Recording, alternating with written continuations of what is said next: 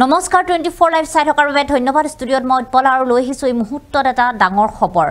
আপুনিও অসম আৰক্ষীৰ বাবে আবেদন কৰিছিলে নেকি যদি আপুনি অসম আৰক্ষীৰ বাবে আবেদন কৰিছিলে তেনেহলে আপোনাৰ বাবে এটা গুৰুত্বপূৰ্ণ খবৰ এটা ডাঙৰ খবৰ কিয়নো অসম আৰক্ষীত আবেদন কৰা যুৱক যুৱতী সকলৰ বাবে এটা আহি পৰিছে ডাঙৰ খবৰ শীঘ্ৰে অসম আৰক্ষীৰ শাৰীৰিক পৰীক্ষা অনুষ্ঠিত হ'ব ৰাজ্য চৰকাৰে নিযুক্তি প্ৰক্ৰিয়া সন্দৰ্ভত ইতিমধ্যে ডাঙৰ ঘোষণা কৰিছে ৰাজ্যৰ মুখ্যমন্ত্ৰী গৰাকীও জনাইছে এই কথা কেতিয়া অনুষ্ঠিত হ'ব অসম আৰক্ষীৰ শাৰীৰিক পৰীক্ষা আমি জনাম এই মুহূৰ্তত সবিশেষ আমি জনাইছো এই মুহূৰ্তত এটা গুৰুত্বপূৰ্ণ খবৰ অসম আৰক্ষীত আপুনি আবেদন কৰিছিলে নেকি যদি আপুনি আবেদন কৰিছিলে তেনেহলে আপোনাৰ বাবে এটা ডাঙৰ খবৰ অসম আৰক্ষীত আবেদন কৰা হাজাৰ হাজাৰ যুৱক যুৱতীৰ বাবে এতিয়া ভাল খবৰ অসমৰ হাজাৰ হাজাৰ যুৱক যুৱতীয়ে অসম আৰক্ষীৰ বাবে আবেদন কৰিছিল আৰু 3 অক্টোবৰৰ পৰা আৰম্ভ হ'ব অসম আৰক্ষীৰ পৰীক্ষাৰ শাৰীৰিক পৰীক্ষা ইতিমধ্যে 3 অক্টোবৰ অনুষ্ঠিত হ'ব 6434টা পদৰ বাবে হ'ব পৰীক্ষা ইতিমধ্যে এই পৰীক্ষা অনুষ্ঠিত হ'ব বুলি কোৱা হৈছে আৰু এই বিত্তীয় বৰ্ষত অনুষ্ঠিত হ'ব পৰীক্ষা আৰু খালী পদসমূহ পূৰণ কৰা হ'ব অসম আৰক্ষীৰ যিসমূহ খালী পদ সেইসমূহ পূৰণ কৰা হ'ব আৰু নিযুক্তি সম্পৰ্কত ৰাজ্য চৰকাৰৰ ডাঙৰ ঘোষণা ইতিমধ্যে নিযুক্তিৰ সন্দৰ্ভত ৰাজ্যৰ চৰকাৰে ডাঙৰ ঘোষণা কৰিছে যি আসলতে পদ খালী হৈছিল অসম আৰক্ষীৰ যিসমূহ পদ আসলতে খালী হৈ আছিল অৱসৰ গ্ৰহণ কৰাই হওক বা আন কাৰণত যিসমূহ পদ আসলতে খালী হৈ আছে অসম আৰক্ষীত সেই সকলো পদ এতিয়া শীঘ্ৰে পূৰণ কৰা হ'ব আৰু যি 2024 যি বিত্তীয় বৰ্ষ এই বিত্তীয় বৰ্ষতেই এই পৰীক্ষাসমূহ অনুষ্ঠিত হ'ব আৰু পৰীক্ষাসমূহ অনুষ্ঠিত হোৱাৰ পিছতে খালী পদসমূহ শীঘ্ৰেই পূৰণ কৰিব ৰাজ্য চৰকাৰে এই নিযুক্তি সন্দৰ্ভত ৰাজ্য চৰকাৰে ইতিমধ্যে যেহেতু ডাঙৰ ঘোষণা কৰিছে ৰাজ্যৰ মুখ্যমন্ত্ৰী ডক্টৰ হিমন্ত বিশ্ব শৰ্মাই সামাজিক মাধ্যম যোগে এই কথা তেওঁ ঘোষণা কৰিছে আৰু তাৰ পিছতে এতিয়া যিসকল চাকৰি প্ৰত্যাশী সেই সকলৰ বাবে এটা ডাঙৰ খবৰ আহি পৰিছে কিয়নো অসম আৰক্ষীত আবেদন কৰা যুৱক যুৱতী সকলৰ বাবেও এটা ডাঙৰ খবৰ আহি পৰিছে যদি আপুনি অসম আৰক্ষীত আবেদন কৰিছিলে তেনেহলে আপোনাৰ বাবে এটা ভাল খবৰ 3 অক্টোবৰত আৰম্ভ হ'ব অসম আৰক্ষীৰ পৰীক্ষাৰ শাৰীৰিক পৰীক্ষা যিসকল যুৱক যুৱতীয়ে যিসকল ল'ৰা ছোৱালীয়ে বহু দিনৰে পৰাই আসলতে অসম আৰক্ষীৰ পৰীক্ষাৰ বাবে শাৰীৰিকভাৱে অনুশীলন চলাই আছে তেওঁলোকে যি দৌৰাৰ প্ৰক্ৰিয়া সেই প্ৰক্ৰিয়া কৰি আছে আৰু তাৰ পিছতে আসলতে অসম আৰক্ষীৰ যি পৰীক্ষা কেতিয়া হ'ব এনে ধৰণৰ বহু কথা আসলতে যুৱক যুৱতীসকলৰ মনত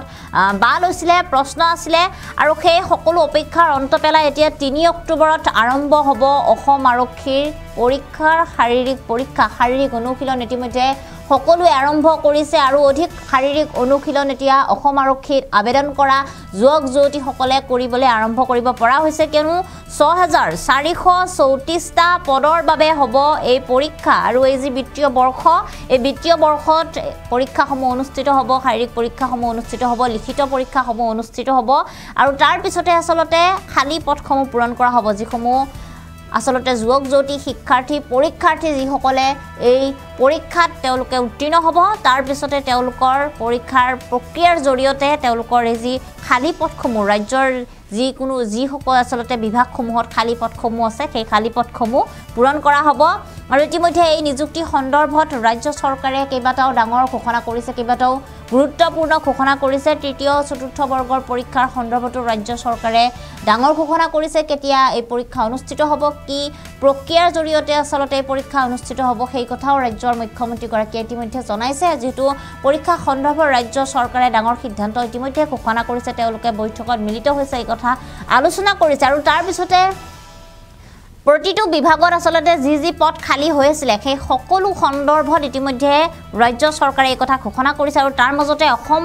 পুলিচ অৰ্থাৎ অসম আৰক্ষীৰ বাবে এটা ডাঙৰ খবৰ অসম আৰক্ষীত আবেদন কৰি থোৱা যুৱক যুৱতীসকলৰ বাবে ডাঙৰ খবৰ কিয়নো বহু ল'ৰা ছোৱালী অসম আৰক্ষীত চাকৰি কৰাৰ সপোন দেখে আৰু যিসকল ল'ৰা ছোৱালী যিসকল যুৱক যুৱতীয়ে ইতিমধ্যে অসম আৰক্ষীত চাকৰি কৰাৰ সপোন দেখিছিলে সেই সকল যুৱক যুৱতীৰ বাবে এটা গুৰুত্বপূৰ্ণ খবৰ কিয়নো অনুশীলন এতিয়া আৰু কঠোৰ কৰিব পৰা হৈছে এতিয়াৰ পৰা অনুশীলন আৰু অধিক যথেষ্ট কৰিব পৰা হৈছে কিয়নো ইতিমধ্যে তাৰিখ ঘোষণা কৰা হৈছে দিন ঘোষণা কৰা হৈছে আৰু শীঘ্ৰেই অনুষ্ঠিত হ'ব এতিয়া অসম আৰক্ষীৰ পৰীক্ষাৰ বাবে এবাৰ আপোনাৰ সপোনটিও পূৰণ হ'ব কিয়নো 3 অক্টোবৰৰ পৰা আৰম্ভ হ'ব অসম আৰক্ষীৰ শাৰীৰিক পৰীক্ষা ইতিমধ্যে শাৰীৰিক যি পৰীক্ষা ফিজিক্যাল টেষ্ট সেই ফিজিক্যাল টেষ্ট ইতিমধ্যে অনুষ্ঠিত হ'ব 3 অক্টোবৰৰ পৰা আৰু 6434টা পদৰ বাবে হ'ব এই পৰীক্ষা এইকেইটা যি পদ আচলতে খালী হৈ আছে অৱসৰ গ্ৰহণ কৰা পূৰ্বৰ যিসকল অসম আৰক্ষী তেওঁলোকে অৱসৰ গ্ৰহণ কৰাৰ পিছত হওক বা আন যিকোনো কাৰণত অসম আৰক্ষীৰ যিসমূহ পদ আচলতে খালী হৈ আছিলে সেই পদসমূহ এতিয়া শীঘ্ৰেই অসম আৰক্ষীৰ পদসমূহ যিসমূহ খালী পদ সেই খালী পদসমূহ পূৰণ কৰা হ'ব আৰু ইতিমধ্যে প্ৰতিগৰাকী যুৱক যুৱতীৰ বাবে ডাঙৰ খবৰ ইতিমধ্যে নিযুক্তি সন্দৰ্ভত ৰাজ্য চৰকাৰে ডাঙৰ ঘোষণা কৰিছে আৰু অসম আৰক্ষীত আবেদন কৰা যুৱক যুৱতীসকলে ইতিমধ্যে আৰু অধিক অনুশীলন কৰিব পৰা হৈছে কিয়নো 3 অক্টোবৰত আৰম্ভ হ'ব শাৰীৰিক পৰীক্ষা আৰু এতিয়া জুলাই মাহ চলি আছে জুলাই মাহত এই কথা ঘোষণা কৰিছে ৰাজ্য চৰকাৰে আৰু ইতিমধ্যে 3 অক্টোবৰত এই কথা যি পৰীক্ষা সেই পৰীক্ষা হ'ব বুলি কৈছে বহুত বেছি সময় হাতত নাই খুব কম সময় আছে আৰু এই কম সময়ৰ ভিতৰতে অধিক অনুশীলন কৰক আৰু এবাৰ আপুনি আপোনাৰ সপোনৰ চাকৰিটো লৈ লওক আৰু যেহেতু ইতিমধ্যে অসম আৰক্ষীত আবেদন যদি আপুনি কৰিছে তেনেহ'লে আপোনাৰ যদি ঘৰৰ সম্পৰ্কীয় আপুনি যদি আবেদন কৰিছে আপোনাৰ ঘৰৰ সম্পৰ্কীয় আন কোনোবাই যদি আবেদন কৰিছে তেনেহ'লে আপুনি জনাওক কিয়নো সকলো যুৱক যুৱতীৰ বাবে সকলো চাকৰি প্ৰত্যাশীৰ বাবে এটা ভাল খবৰ 3 অক্টোবৰত আৰম্ভ হ'ব অসম আৰক্ষীৰ পৰীক্ষাৰ শাৰীৰিক পৰীক্ষা আৰু 6434টা পদৰ বাবে হ'ব এই অসম আৰক্ষীৰ পৰীক্ষা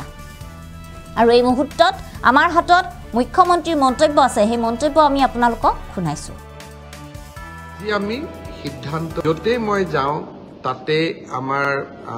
আৰক্ষীত আবেদন কৰা লৰা ছোৱালী সকলে মোক সুধি থাকে যে দাদা মামা পুলিচৰ ফিজিক্যাল ইন্টাৰভিউ কেতিয়াৰ পৰা আৰম্ভ হ'ব আমি অসম পুলিচত 6434টা পোষ্টৰ বাবে আবেদনৰ প্ৰক্ৰিয়া আৰম্ভ কৰিছিলোঁ আৰু আজি আমি সিদ্ধান্ত ললো যে অহা 3 অক্টোবৰৰ পৰা পুলিচৰ ফিজিক্যাল টেষ্টসমূহ আৰম্ভ হ'ব গতিকে মই সকলোকে অনুৰোধ কৰিম যে বানপানীৰ যেতিয়াই পানী শুকাব আমাৰ খেলপথাৰসমূহ মুকলি হ'ব আমি দৌৰা প্ৰেক্টিছ আৰম্ভ কৰিব লাগে কাৰণ 3 অক্টোবৰৰ পৰা অসম আৰক্ষীৰ ফিজিক্যাল টেষ্ট আৰম্ভ হ'ব মোৰ লক্ষ্য হৈছে যে ফিজিক্যাল টেষ্ট ৰিটেন আৰু ভাইবা তিনিওটা প্ৰক্ৰিয়া সম্পূৰ্ণ কৰি এই বিত্তীয় বৰ্ষতে আমি যাতে এই 6434টা পদ ভৰ্তি কৰিব পাৰো এটা সুন্দৰ নিযুক্তি প্ৰক্ৰিয়াৰ মাজেৰে লৰা ছোৱালীক নিযুক্তি দিব পাৰো আৰু তাৰ লগে লগে 2025 চনৰ বাবে আকৌ এবাৰ নিযুক্তি প্ৰক্ৰিয়া আমি যাতে আৰম্ভ কৰিব পাৰো